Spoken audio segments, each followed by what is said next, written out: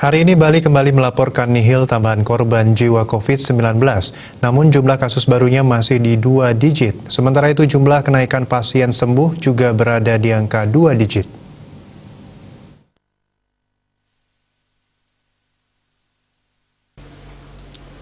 Menurut data Satgas Penanganan COVID-19 Bali, terdapat 37 kasus baru. Kumulatif kasus yang ditangani Bali mencapai 47.581 orang. Korban jiwa nihil tambahan.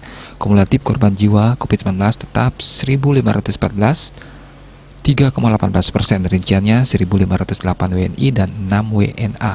Pasien sembuh bertambah mencapai 55 orang, sehingga total pasien sembuh saat ini sebanyak 45.630 orang, 95,9%. Jumlah kasus aktif yang masih dirawat maupun menjalani karantina berjumlah 437 orang, 0,92%.